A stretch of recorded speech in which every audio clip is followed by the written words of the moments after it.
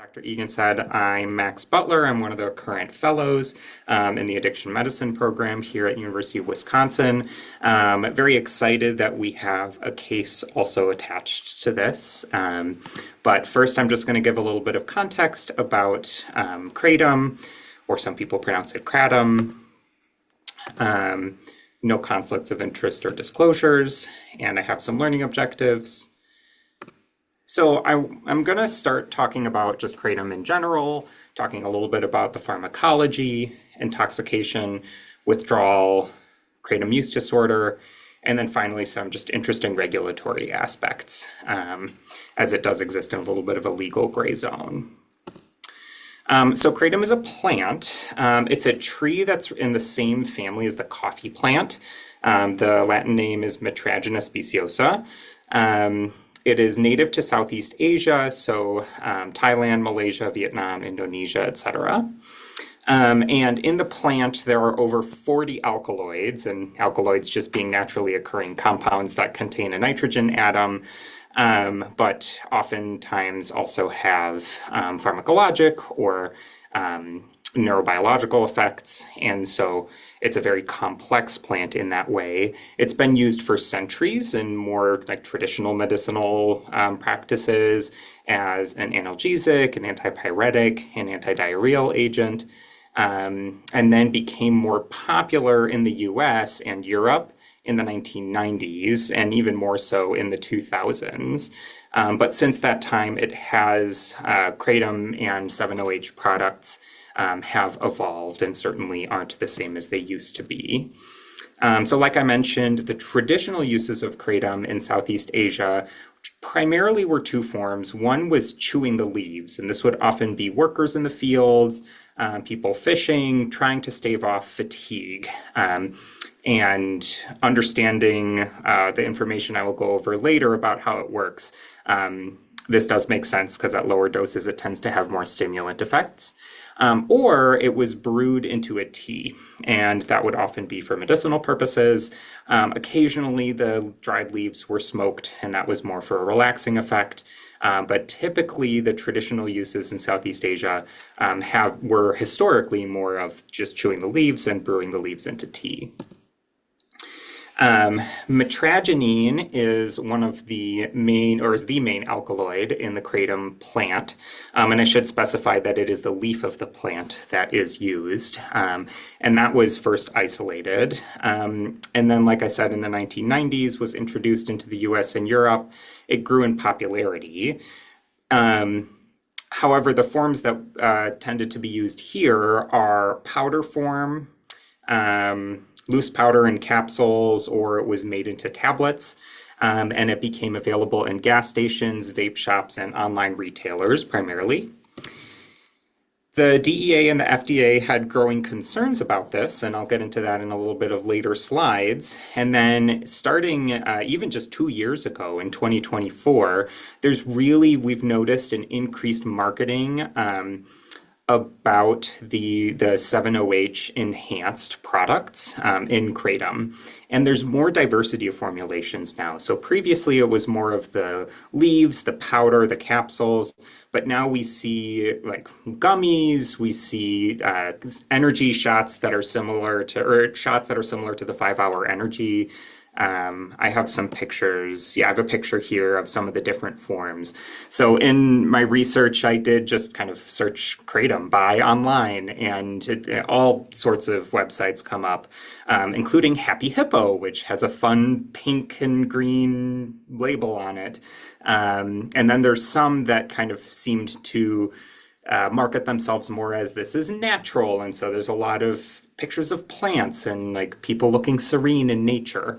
But it comes, a couple of pictures here of the powder that's typically mixed into like juice or coffee and subsequently drunk. You can see the energy shot there in the lower right. And then there's also the one with the eyedropper in it that's more of an extract or tincture, and those have higher concentrations of mitragynine in it. There's some gummies and the capsules. This is some of the forms it comes in. And there's a lot of marketing around a really specific profiles of various strains of kratom. So do you want it for your discomfort relief? Do you want it for energy? Do you want it for relaxation? And so there's a lot of potentially what I might call pseudoscientific applications and specificity of this. And you can see that there's just so many different forms, strains, colors, effects, speeds. And so it's become quite an industry. This is a screenshot from one of the websites that I found. So epidemiology is a little bit hard to quantify. The NSDUH, the National Survey on Drug Use and Health, maybe, said that it was about 1.7 to 1.8 million people reporting consumption of kratom in the past year, though other estimates are closer to 10 million. This is in the United States. It's a little bit hard to know. And then the frequency of use is quite variable. Some people use it very occasionally. Other people use it chronically throughout the day. For those who do use daily, they typically use 1 to 3 times per day. And demographics, of course, it could be anyone, but tends to predominantly be people who are male, middle-aged, white, middle income, and employed. And then the most common reasons that people cite for use are typically to manage some sort of symptom, as opposed to more like recreational effects or getting high. And so it would be for relief of chronic pain, for relaxation. Some people say it's for stress management or anxiety. Other people want a little bit of an energy boost, and then it can help with depression, some people say. And another thing that we'll talk about more in depth is that some people see this as a natural alternative to manage opioid withdrawal. So thinking about the effects, it's fairly complicated. So at lower doses, like less than 5 grams, it has stimulant-like effects. And I'll get into why that is in a later slide, but these doses are used, so if people are looking for energy boosting or mood boosting effects, oftentimes they're using lower doses. But as the dose gets higher, it tends to more predominantly have more sedative or opioid-like effects. And so for people who are looking for pain relief, they're often using higher doses. And if they are trying to treat opioid withdrawal or to use less other opioids, they would probably be using higher doses of kratom. It does have documented analgesic, anxiolytic, and antidepressant effects. And then at heavier doses, it does become more of an opioid, and so it can produce physiological dependence and withdrawal upon abrupt cessation, which looks very similar to opioid withdrawal. And this is when you're getting to much higher doses. One study said greater than 14 grams a day, you have higher likelihood of having physiologic dependence on this substance. And then there's all the different preparations, and not everything is as it is labeled, so it's a little bit challenging to know exactly what people are using, but the different preparations can have different effects. So looking at mitragyny, this is one of the main active alkaloids in kratom. It comprises about 12 to 66% of the total alkaloid content, and it's so variable just because different strains can have different percentages. But when you're looking at the dry weight, it's about 1 to 2% of the dry weight. And its effects are quite complex. So it does have very weak mu-opioid receptor agonism. It has low affinity, lower than morphine. It's a partial agonist, low potency. One thing that is kind of nice about kratom is that it's biased towards the G protein pathway without beta-arrestin, which means the beta-arrestin pathway of the opioid downstream effects is responsible for the respiratory depression, so it tends to cause less of that and more of the other opioid effects. It is an antagonist at the kappa opioid receptor, and then has some adrenergic effects, has some serotonergic effects. It's not very reinforcing when they do rat studies. Peak effect within 45 minutes to an hour. Half-life is 3 to 4 hours. Again, depends a little bit on formulation there. Like I said, lower risk of respiratory suppression. So this is in contrast to 7-OH. 7-OH, what that really is 7-hydroxymitragynine, but people tend to call it 7-OH. This is a potent mu-opioid agonist. It is similar in potency to oxycodone, and it is 10 to 20 times more potent at the mu-opioid receptor than mitragynine, which I am abbreviating as MG here. In the fresh leaf, there is no 7-OH. In the dried leaf, there is a very small amount of 7-OH. So it's less than 2% of the alkaloid content, which then means it's less than 0.05% of the dry weight of the dried leaf. So when we're talking about 7-OH, there's three ways that it can get into a kratom product. One is during the process of drying the leaf, some of the mitragynine spontaneously converts to 7-OH. In the body, after mitragynine is ingested, when it passes through the liver, it can undergo phase 1 oxidation via the CYP3A4 and CYP2D6 enzymes and thus be converted into 7-OH.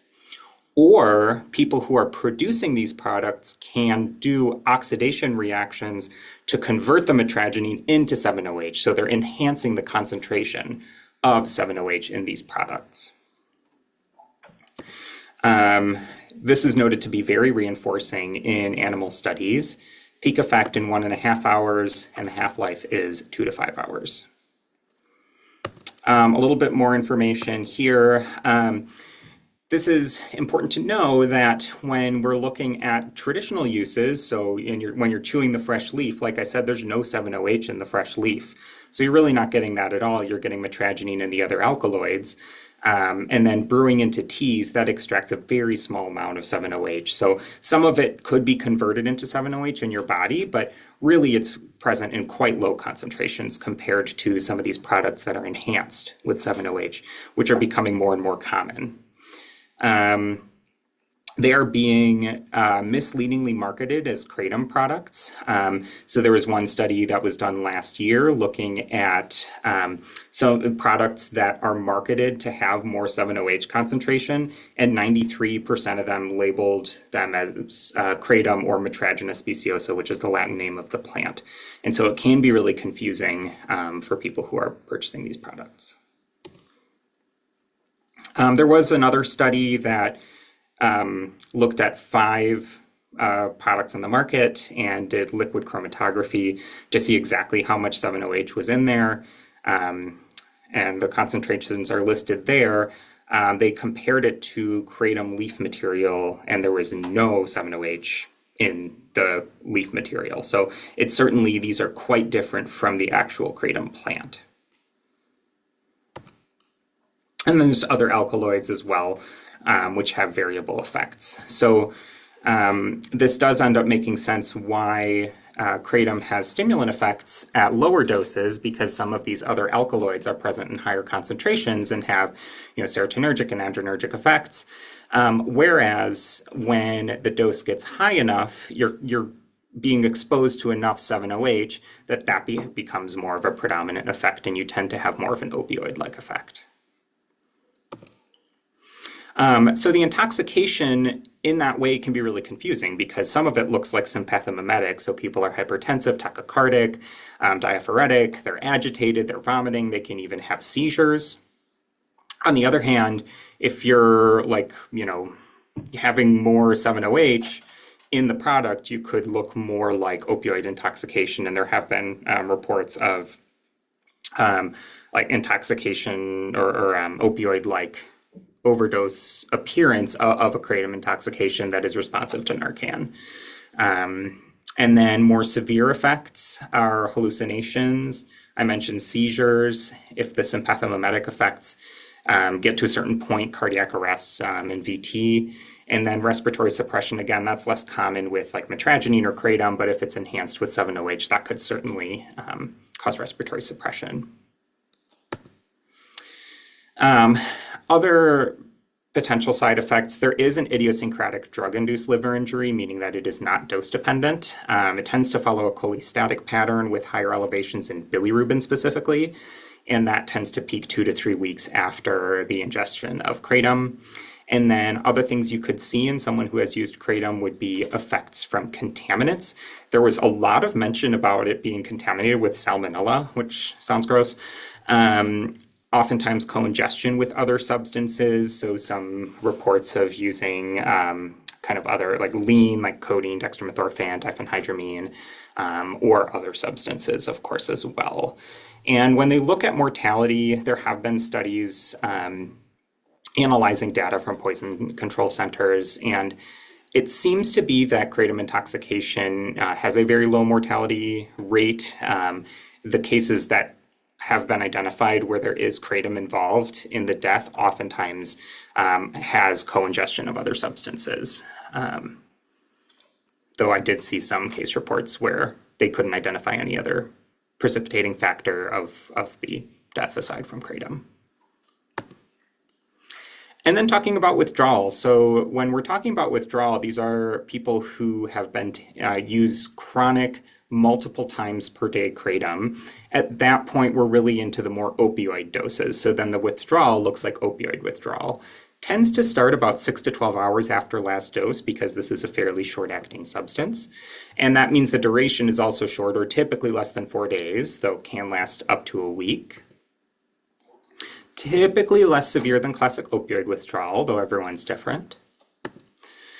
And then, like I mentioned, multiple daily doses, looking at doses of greater than 14 grams a day. And really, it's similar to opioid withdrawal. So we're talking nausea, vomiting, myalgias, irritability, fatigue, anxiety, craving as far as the symptoms. And signs you might see on exam is pupillary dilation, diaphoresis, tremors, diarrhea, lacrimation, rhinorrhea, etc. This can produce hallucinations, which is slightly different from opioid withdrawal, which tends to not do that. So how to treat withdrawal, these are really based on like small case studies or case series, but really the recommendation is to treat it as opioid withdrawal. So depending on, what treatment is appropriate for each individual patient, you could treat this with buprenorphine, methadone, or other full opioid agonist in the hospital. You can use clonidine or using adjunctive symptomatic treatment with the medications that we typically use for opioid withdrawal that are listed below. So I've talked now a little bit about the intoxication and withdrawal phases, but this case that will be presented after the didactic, which I should, for time purposes, speed a little bit through these last slides. We're talking about kratom use disorder. So this isn't specifically called out in the DSM-5 or ICD-10, though we certainly can apply the general DSM-5 criteria for substance use disorders to kratom. The majority of kratom users do not develop a kratom use disorder. Estimates range from 2 to 25% as far as what percentage of kratom users have kratom use disorder. But of those who have the use disorder, it is generally mild, and the most common symptoms are the physiologic symptoms, so tolerance and withdrawal, though of course there are more severe forms of kratom use disorder that meet more than 2 of the substance use disorder criteria. Again, no clear guidelines for the treatment of kratom use disorder, but most case reports that talk about the treatment are using buprenorphine. So typically people are stabilizing at lower doses. Of course, lower I put in quotes because buprenorphine is a potent opioid, but lower than what we may see for people who are using heroin and fentanyl. Sometimes stabilizing at 2 milligrams per day, sometimes 12 milligrams per day. I saw a case where it was 24 milligrams per day. It's just quite variable depending on the patient, what products they're using and how much they're using. And of course, all of the behavioral non-pharmacological treatment that we typically think about for use disorders. I'm going to speed through this a little bit because I think, I think it's important to mention though, because wait, is this legal? The short answer is yes or no, or well, it can't be marketed as a supplement, but if you're over 18 or 21, or in some states, any age, but it depends on the state. And for other states, it's only the natural kratom leaf that's legal, not the synthetic alkaloids. So it's super confusing, but essentially on the federal level, it is not illegal. There are 7 states, including in DC, in which it is banned, aka Schedule 1, and Wisconsin is one of those states, but all of our surrounding states, it's legal. And then 17 other states have additional regulations, whether that's age limits. So some say 18, some say 21 years old.